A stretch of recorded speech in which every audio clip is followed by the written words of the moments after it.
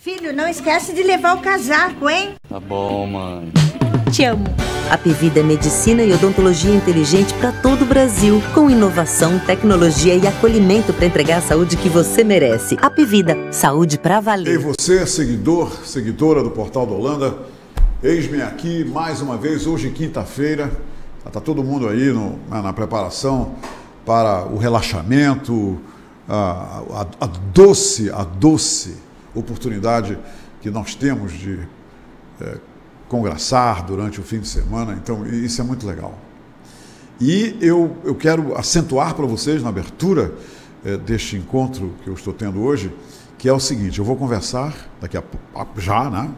Em alguns segundos, eu vou conversar com uma pessoa que eu considero, e eu digo isso publicamente, com toda a minha sinceridade, eu considero este profissional um dos protagonistas mais importantes na história do projeto Zona Franca de Manaus, no projeto que retirou Manaus da pachorra, tirou Manaus da inércia, e em 1968, com a implementação do projeto Zona Franca de Manaus, houve uma reviravolta maravilhosa que beneficiou a economia, beneficiou sobejamente o desenvolvimento populacional, as oportunidades, afetou todas as outras empresas de outros setores.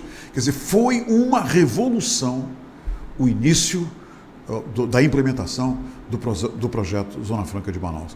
E o Wilson Périco, que é o presidente do Centro das Indústrias do Estado do Amazonas, o Wilson Périco também teve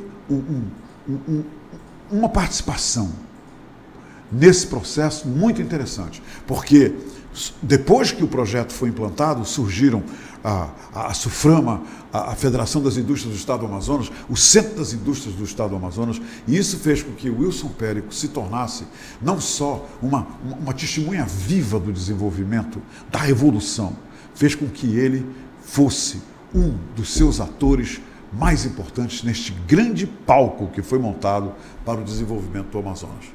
E eu vou contar para vocês uma coisa interessante. O Wilson Périco é uma das pessoas, um dos profissionais que, principalmente no início da minha carreira como jornalista, eu aprendi demais com ele, porque nas entrevistas que eu fiz com ele, desde os primórdios, eu ficava atento, aprendendo, ouvindo com atenção o que ele contava em resposta às minhas perguntas, detalhes minuciosos, detalhes valiosos sobre o que estava acontecendo, o que estava sendo desenhado.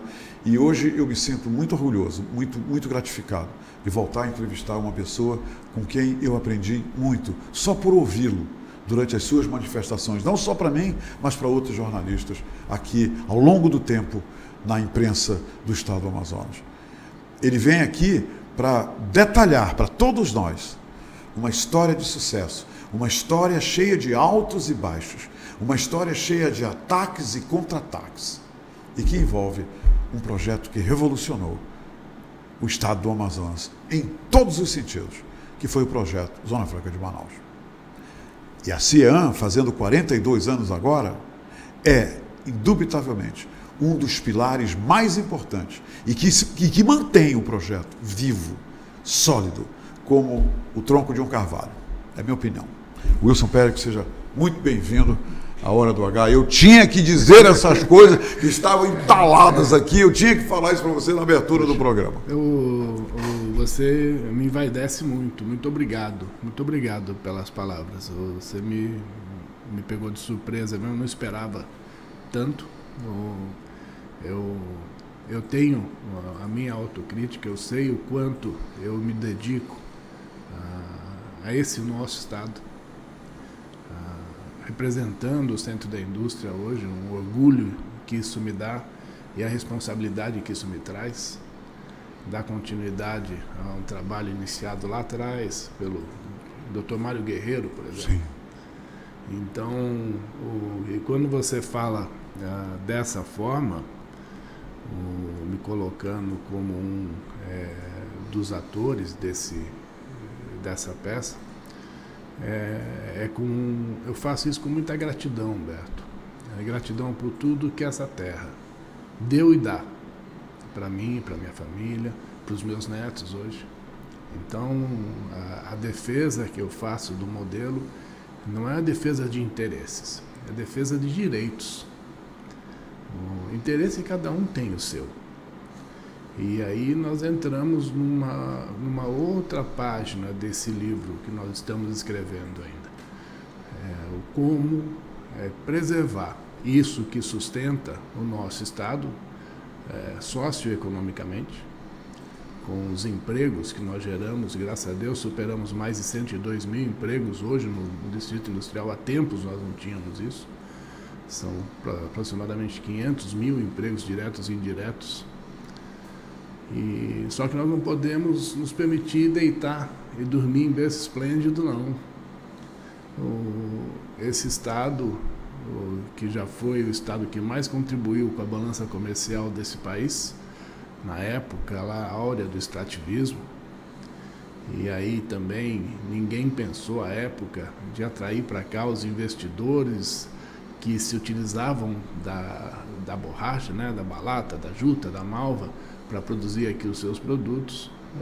Findando a Segunda Guerra, nós nos vimos sem chão. Nosso Estado entrou numa depressão socioeconômica tremenda. Inércia total, não foi, Wilson? Total. E dependia pura e exclusivamente do repasse do governo federal. Uma miséria que assolou a nossa sociedade na época e que veio a ser corrigida, como você bem citou, revolucionando aquela situação com o advento Zona Franca de Manaus. Mas aí também nós tivemos percalços, porque esse modelo ele tem 3 pilares, 2 deles muito bem desenvolvidos à época, que era o comércio e a indústria, e o setor primário nem tanto. E o comércio, com uma canetada do presidente Collor, abrindo o mercado brasileiro, esse comércio pujante que nós tínhamos, ele praticamente deixou de existir. E sobrou a indústria. Foi uma paulada segura essa aí, não foi, no projeto? Nossa. E eu falo porque a indústria daqui sentiu também. Imagina que hoje, muito do que se consome na cidade, muitos dos empregos gerados no comércio, advém de quem usa do seu recurso para comprar as coisas, e muito desse recurso vem da indústria. Sim, sim. E aquilo deu um baque muito grande em todo mundo. E aí ligou um sinal de alerta em todos nós. Eu estou em Manaus, residindo aqui desde 92, mas eu venho a Manaus desde 88. Então, aquele baque, a mim, pelo menos, trouxe a seguinte questão: o que é que nós temos que fazer para evitar que o nosso Estado venha a sofrer aquilo que nós já sofremos? Ou seja, o que é que nós temos que fazer para não repetir os erros do passado? E aí que entra todo o engajamento, não meu só pessoalmente, mas de todo o Centro da Indústria, de toda a Federação da Indústria, a Federação da Agricultura, a Federação do Comércio, a Eletros, a Abraciclo. Hoje nós temos um alinhamento muito grande com todas as entidades de classe na busca de soluções para aquilo que nós já enxergamos e sentimos, mas na busca de alternativas para aquilo que nós prevemos podemos sofrer lá na frente. Presidente, é o seguinte, todas as vezes que eu converso, principalmente com os políticos aqui, essa palavra defesa faz parte, quer dizer, é uma peça muito importante desse discurso de defesa. A pergunta que eu tenho para ti, Wilson, é o seguinte: que defesa é essa realmente, na sua opinião? Que é uma defesa para proteger ou é uma defesa para simplesmente tornar o projeto permeado por uma capa de aço para resistir aos ataques. Porque eu sempre ouço falar em inimigos da Zona Franca de Manaus, coveiros da Zona Franca de Manaus, e os políticos adoram essa palavra, defesa da Zona Franca, defesa. Parece assim que os ataques não cessam. Que ataques são esses? Você sabe, Humberto, nós temos um antagonismo muito grande para com o modelo daqueles que formam opinião nas regiões sul e sudeste, principalmente. Mas eu digo que não são eles que nos fazem mal, não. Esse antagonismo se dá porque nós somente reagimos aos ataques. Nós precisamos nos projetar e levar ao conhecimento do país, dos formadores da opinião, aquilo que nós conhecemos do modelo Zona Franca. O modelo Zona Franca não é peso para o país. O modelo Zona Nunca Franca foi, né? Nunca foi. Então, a renúncia fiscal que alguns apregoam como um peso do país é mentira. Primeiro que você não pode chamar de renúncia aquilo que você não tinha. E eu falo, vou voltar lá na história. Esse Estado dependia pura e exclusivamente do repasse compulsório que o governo federal passava. Sim. A partir do momento em que um projeto de desenvolvimento econômico regional que visava a soberania nacional, a ocupação dessa área do país, que por conta da fronteira que temos, e trazer uma redução da desigualdade social, que era tremenda. A partir desse momento, esse Estado passa a devolver ao governo federal, em arrecadação de tributos federais, valores acima daquele repasse compulsório que nós recebemos. São apenas 8 estados hoje, são apenas 8 estados dos 27 entes federativos, os 26 estados mais o Distrito Federal, que devolvem ao governo federal, em arrecadação de tributos federais, valores acima desse repasse compulsório. Então, não é o modelo Zona Franca que é problema. Quer dizer que, então, que se tirar os incentivos daqui e essas indústrias deixarem de ter a sua atividade aqui, esse Estado vai continuar dando recurso para o governo federal, ou o governo federal vai ter acesso a esses 24 bi de renúncia, que eles chamam? Não vai. São 24 bilhões de reais, não é isso? De renúncia que eles apregoam ao modelo Zona Franca, que é aquilo que o Estado brasileiro deixa de arrecadar, principalmente do IPI, por conta da atividade que aqui está. Mas arrecada PIS e COFINS, arrecada imposto de renda, nós arrecadamos impostos para o Estado do Amazonas, para o município, nós pagamos as taxas da SUFRAMA, pagamos as taxas estaduais, a UEA, o FTI, o FMPS. Sim. Então, a hora que você coloca isso na balança, nós recebemos em torno de 3,4 bi de repasse compulsório por ano aqui no nosso estado, em 3,4 e 4 bilhões de repasse compulsório. E nós arrecadamos, no ano passado, um ano de pandemia, em tributos federais, nós arrecadamos 12 bi. Ou seja, nós devolvemos limpo à União 8 bilhões. Isso vai enxutinho para o governo central. Todinho para ele, sem contar as taxas. Eu estou falando somente de PIS, COFINS, imposto de renda e o residual dos outros tributos. Nós deixamos aqui no estado do Amazonas, somente de taxas, não estou falando do ICMS ainda, somente de taxas, o UEA, o FTI, o FMPS, 1,4 bi. Então, só aí nós temos... A UEA é praticamente mantida com recursos do Distrito Industrial, não é isso? De 350 a 400 milhões de reais ano. Transferidos do Distrito Industrial arrecadado para a UEA, para a Universidade do Estado do Amazonas. Isso. E tem o Fundo de Turismo e Interiorização, que é o FTI, que são em torno de 800 milhões, e o FMPS, que é o Fundo de Fomento, né, para micro e pequena empresa, que são mais 200 milhões. São 1,4 bi por ano. Então, somando só isso, nós estamos falando de 10 bilhões 8 para o governo federal, mais 1 ponto alguma coisa para cá, 10 bilhões de superávit gerado ao Poder Executivo Estadual e Federal por conta desse modelo. Presidente Wilson, o projeto Zona Franca de Manaus está vivo, está ardente e é imprescindível para tudo que tem a ver com o Estado do Amazonas, economia, etc. Não é há isso? nada que substitua o modelo Zona Franca em curto e médio prazo. Eu estou falando para 30, 50 anos aqui no nosso Estado. Agora, olhando para o passado, nós não podemos repetir os erros do passado. Achar que só esse modelo vai continuar nos sustentando da forma como faz. Não. Mas não vai. Ok.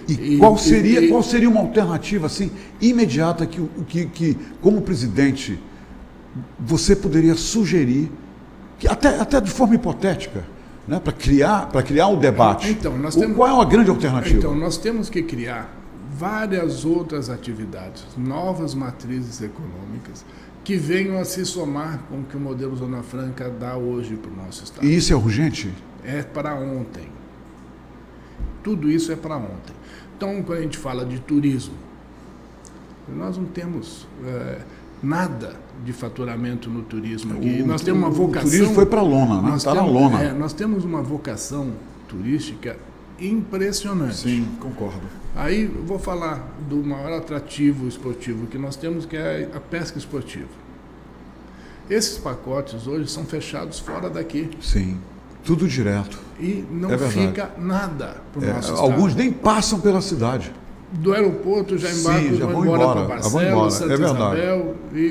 Então não pernoitam aqui, não gastam no comércio muito pouco. Sim. E não pagam nenhum imposto para o nosso Estado. Então nós temos que olhar para isso com outros olhos. Fomentar essa atividade, sim, mas de forma que o Estado também, a população desse Estado também, perceba o ganho que isso traz. Esse é um. A fruticultura é a mesma coisa. Mas não é a fruticultura da forma como nós temos hoje aí, que até hoje, com exceção do Guaraná, até hoje, os frutos que nós temos aqui... O Guaraná, porque tem envolvendo a Ambev. Não, mas teve um manejo e tem um volume de produção, claro. Porque todos os outros, nós continuamos consumindo aquilo que a natureza nos dá. Sim. Não houve nenhum manejo, não houve um reflorestamento de árvores frutíferas do Taperebá ou do Cupuaçu. Presidente, mas isso aí já é parte daquela terceira pilar do projeto Zona Franca que nunca ninguém deu atenção e nunca foi desenvolvido, não é isso? Nunca ninguém olhou, e eu estou falando que isso é para ontem. Você quer ver um exemplo dos entraves que nós sofremos?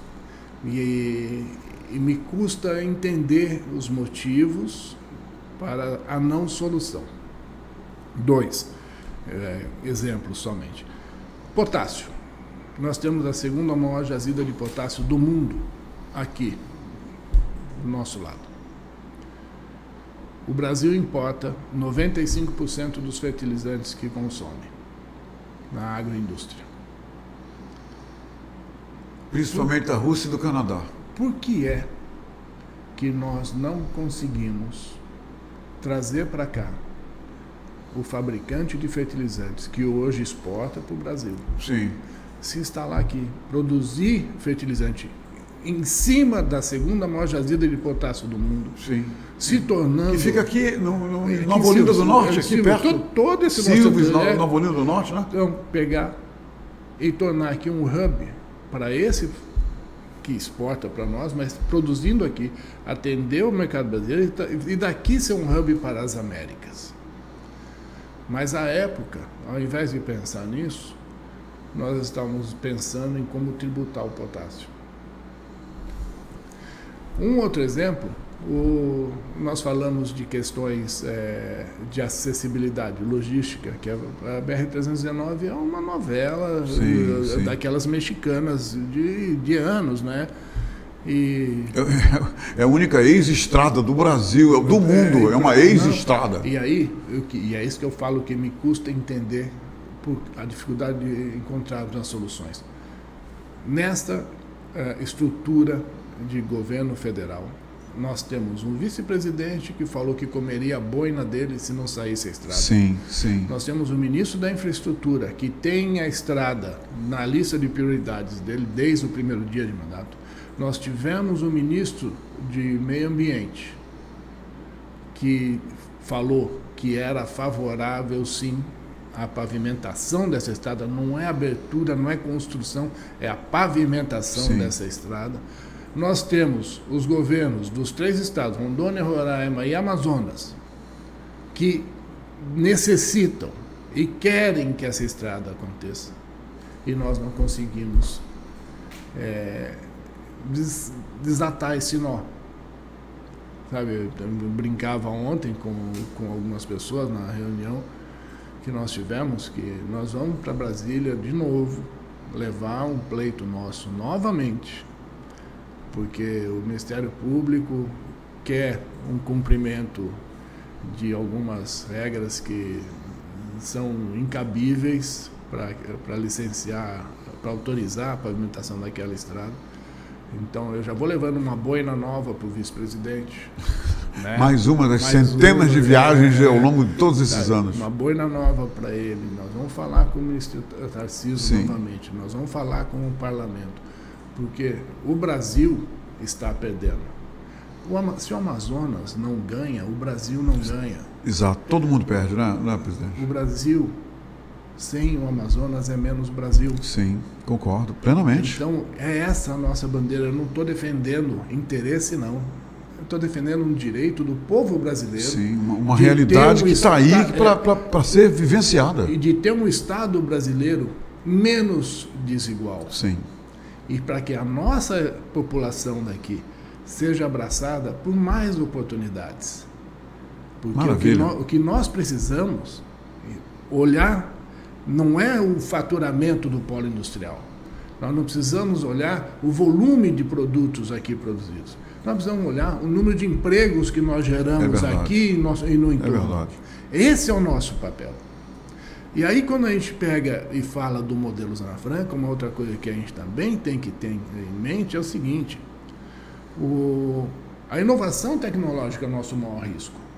Quando você fala de defesa do modelo, a gente fala de defesa em cima de fatos, em cima de dados. Sim, de um histórico, inclusive, tácitos, né? Que a gente consegue medir e gerar esses indicadores. Então, nós vamos para o embate. Sabe, é trocar figurinha mesmo com os antagônicos.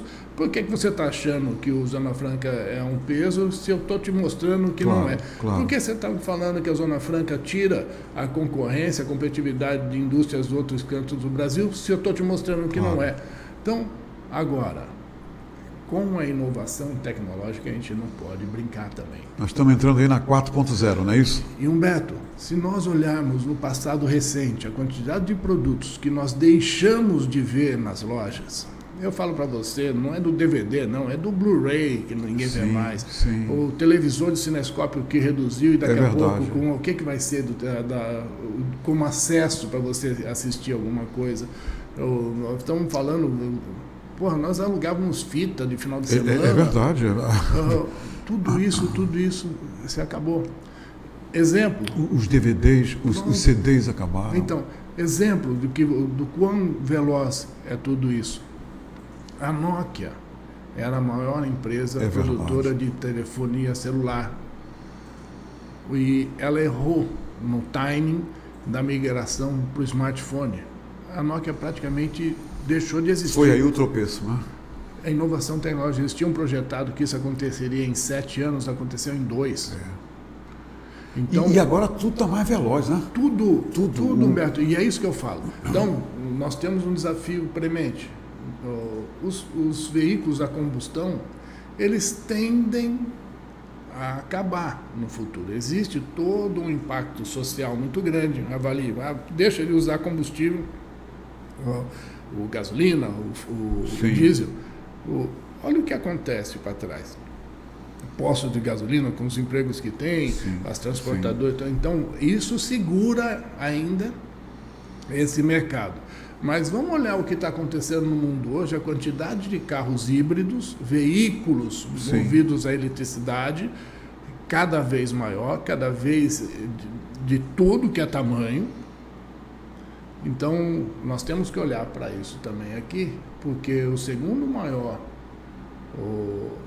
gerador de emprego do polo industrial é o eletroeletrônico, e o primeiro é duas rodas. E o empresário hoje, ele tem essa sua consciência, ele sabe que ele tem que olhar para isso, Humberto, a gente com esse cuidado? Então, a gente conversa muito todo dia com um monte de gente.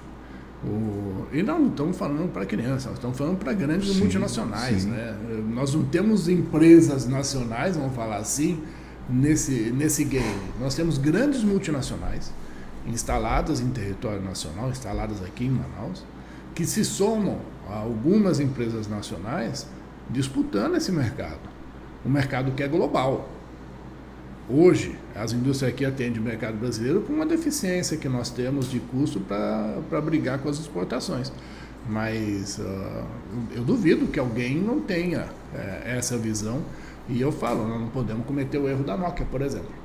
Não podemos de jeito nenhum, sem dúvida alguma. Então, nós temos sim que pensar ontem nessas alternativas para se somarem ao modelo Zona Franca. Nada substitui. E vou te falar também, nós temos, voltando ao exemplo do potássio, a segunda maior jazida de potássio está aqui. O Brasil consome importa 95% do fertilizante, vamos produzir tudo aqui.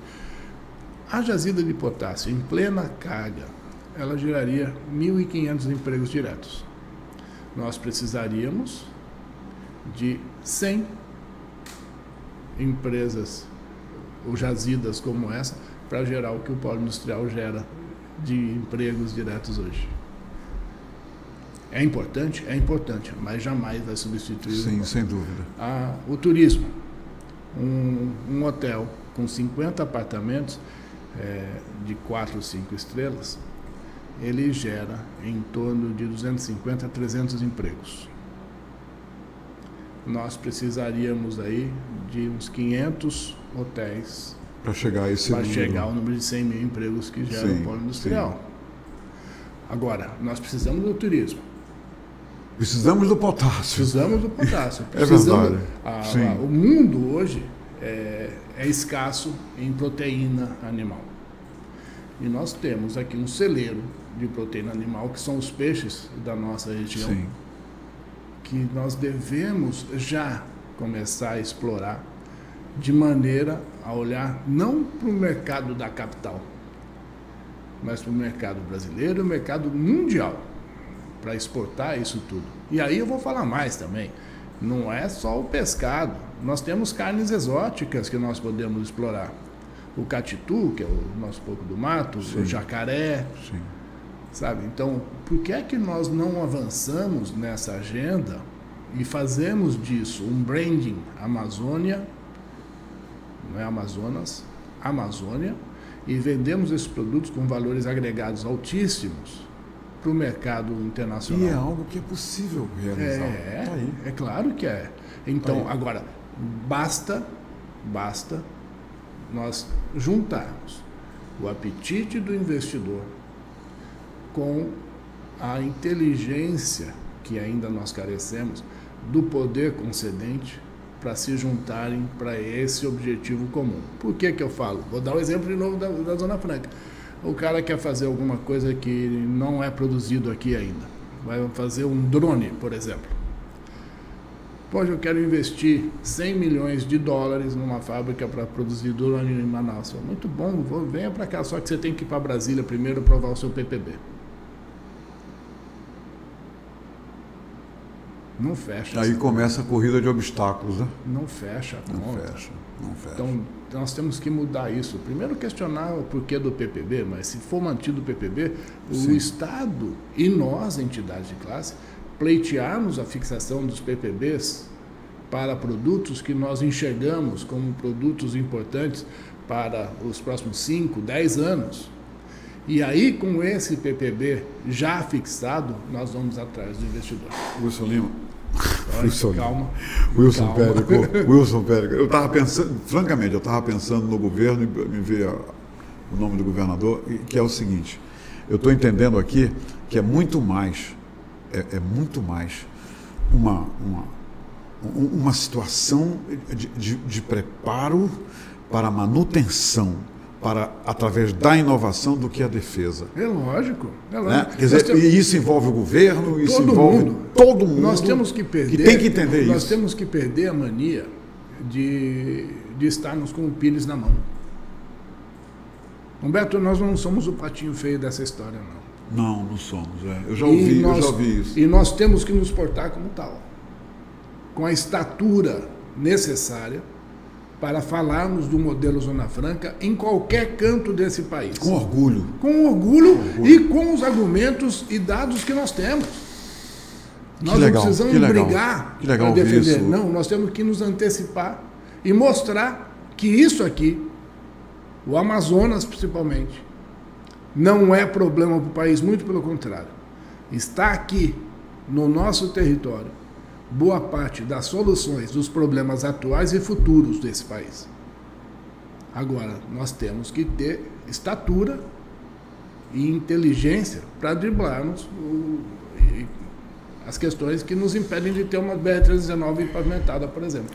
Presidente Wilson Périco, do Centro das Indústrias do Estado do Amazonas, meu amigo, digo isso com muito entusiasmo. Muito obrigado. Primeiro eu quero lhe agradecer, ele trouxe aqui uma publicação original, né? Original, desde a semente do Centro das Indústrias do Estado do Amazonas. Lá de 72. 72, com o nome aqui de grandes protagonistas, alguns que já não estão mais com a gente, mas eu vou guardar isso aqui com muito carinho, E você passou para mim, como sempre, o entusiasmo de que a luta continua e o empresário está consciente, o empresário tem a noção de que nós somos o orgulho, nós não somos o problema. Não. E que vocês estão unidos em direção do que é melhor para o povo do Amazonas e para o povo do Brasil. Legal isso, Wilson. Parabéns. E é o que nós precisamos, sabe, Humberto? E aí eu faço aqui um apelo, um desabafo. Que nós tenhamos o interesse e a necessidade do nosso Estado, do nosso povo, acima de qualquer interesse político-partidário ou interesse pessoal. Sabe, o ano que vem é um ano crucial para esse país e para o nosso Estado. Sabe, nós precisamos destravar um monte de coisa para atender a necessidade e o interesse do nosso povo. Não é o interesse do investidor. Essa matriz, ela muda. Nós temos que ir atrás do investidor, sim, para que ele gere emprego aqui, que traga uma melhor condição de vida para o nosso povo. E ganhar dinheiro não é pecado. Nós temos que fazer de tudo para que esse investidor tenha também o seu lucro aqui, mas que o nosso povo saia beneficiado, com emprego, com renda, podendo galgar, podendo sonhar, podendo crescer. Com melhor qualidade de vida. Pronto, é isso. Muito obrigado. Obrigado. Parabéns pelos 42 anos do Centro da Indústria do Estado do Amazonas. Parabéns para nós todos. Muito obrigado. Por hoje é só. Amanhã, se Deus permitir, estarei de volta.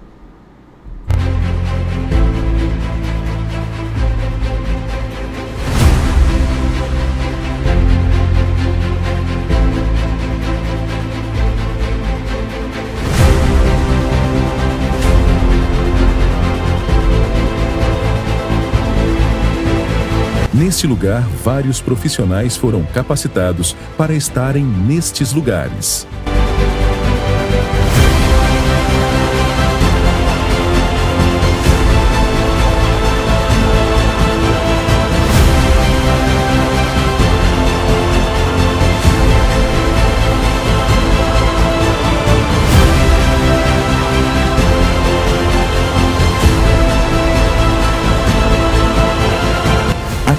Existe um lugar especialmente selecionado para você.